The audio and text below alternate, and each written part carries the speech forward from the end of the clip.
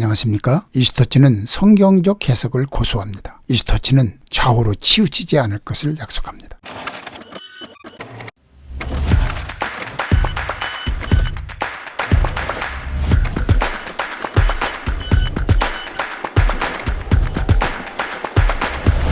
오늘은 아쉬운 소식을 전하려고 합니다. 끝까지 들으셔야 결론을 얻을 수 있습니다. 선한목자교회가 개척한 교회에 스캔들이 발생해 논란이 되고 있는데요. 선한목자교회는 2010년 용인에 지교회를 개척했습니다. 2018년 단독 예배당을 건축하여 지금은 대형교회가 되었죠. 그런데 담임인 강 목사와 여전도사 간의 부적절한 행동이 드러났습니다. 두 사람은 새벽 1시부터 5시 사이에 오랜 시간 차 안에서 고난주간에도 2회, 밀접 접촉자로 자가격리를 해야 하는 기간에도 3회, 둘이서 15회 이상이나 만났다고 하죠. 이미 여자 전도사는 사임을 했고 강 목사는 구두 사임을 밝힌 상태로 그간 강단에 서지 않았다고 합니다. 강 목사는 육체적 간음은 없었고 영적 교제만 했다고 변명하지만 석연치 않다라는 거죠. 강 목사를 반대하는 자들은 이미 신뢰가 깨졌기에 사임해야 한다고 주장하고 있습니다. 이 민감한 문제를 해결하기 위해서 2011년 6월 29일 유기성 목사가 이 교회를 방문하여 설교를 했는데요. 그날 유기성 목사는 고린도전서 16장 13절부터 24절 말씀을 가지고 모든 일을 사랑으로 행하라는 제목으로 설교를 했습니다. 그 설교 일부의 내용은 다음과 같습니다. 이 목사는 서른부에서 교회에 닥친 시험을 잘 이겨내야 한다고 하면서 에베소 4장 3절 말씀을 인용합니다. 평안에 매는 줄로 성령이 하나 되게 하신 것을 힘써 지키라.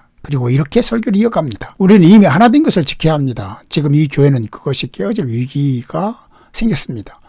오늘 그것을 우리는 지켜야 합니다. 앞으로 하나가 되려고 노력하는 것이 아니라 이미 하나 된 것을 지켜야 합니다. 유기성 목사는 평상시 그런 설교를 해왔고 그런 인품을 지닌 목사라는 것을 잘 알고 있고 인정합니다. 그래서 많은 사람들이 존경하죠. 그러나 그날 설교를 그렇게 해야만 했던 이유를 생각하면 설교 내용처럼 적용할 수 있는 것인지 생각해 보아야 합니다. 평안에 매는 줄로 성령이 하나 되게 하신 것을 힘써 지키라는 그 말씀 자체는 절대적인 하나님의 말씀이죠. 그런데 지교의 담임 목사의 부적절한 행위, 즉 여전도사와의 스캔들을 덮기 위한 목적으로 인용했다면 바른 성경 해석으로 볼 수 있을까요? 여러분 어떻게 생각하십니까? 유기성 목사가 설교한 내용, 이미 하나 된 교회가 깨어지지 않도록 지켜야 한다는 말씀도 정말 맞는 말씀입니다. 그러나 더 든든한 교회가 되기 위해서는 잘못된 것은 해결하거나 제거해야 하는 것 아닙니까? 담임 목사가 여자 전도사와 스캔들이 있었던 것은 사실인데 덮는다고 덮어질 수 있을까요? 하나님의 공의와 정의로 그렇게 적용하는 것이 가능하겠습니까? 다윗이 밧세바를 범한 사건을 우리는 너무나 잘 알고 있습니다. 하나님께서는 다윗 왕이 저지른 일을 절대로 묵과하지 않으셨죠. 죄를 덮으려고 잔꾀를 부렸지만 숲으로 돌아가게 하셨고 밧세바가 임신한 것이 드러날까 두려워 남편인 우리아를 죽게 한 일까지도 다 폭로하셨습니다.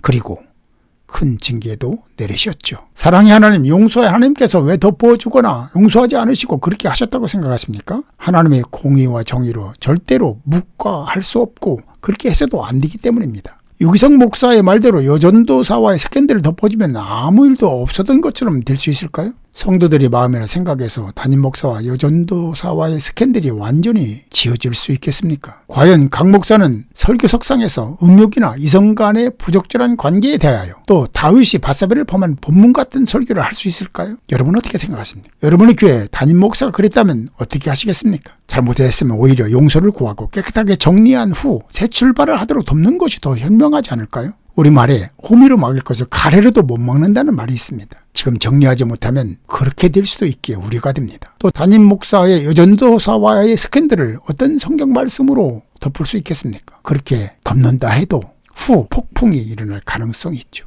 유기성 목사는 이런 말을 덧붙였습니다. 우리 주님은 완전히 망가진 사람들 얼마든지 다시 쓰십니다. 맞는 말입니다. 그러나 하나님은 선지자나 예언자를 그렇게 사용하신 적은 없습니다.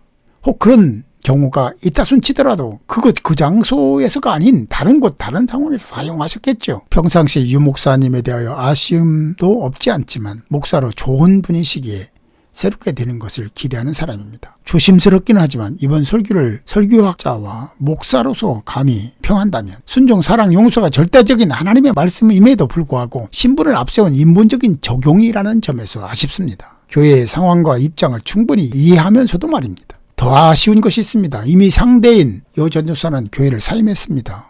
왜 여전도사만 사임을 해야 합니까? 부격자이니까. 아니 여자 전도사이니까?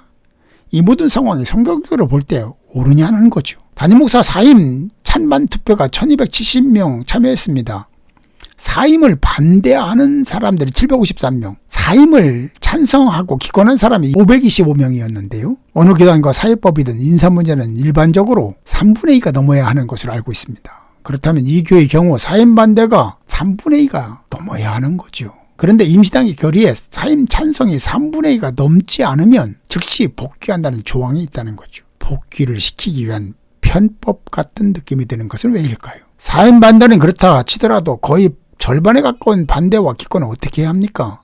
교회를 떠나거나 문제를 삼는다면 그 책임은 누가 져야 하는 겁니까? 저는 선언목자교회와 지교회가 앞으로 영원하기를 바랍니다. 용기 있고 부끄러움이 없는 교회로, 한국 교회의 본이 된 교회로 거듭나기를 소망합니다. 그러기 위해서는 상처를 치유하고 굶은 곳은 도련에 새살이 돋도록 해야 할 것입니다. 선언목자교회와 모든 대한민국의 교회 그리고 목회자와 성도들 사이에 불협화음이 일어나지 않기를 기도합니다. 감사합니다.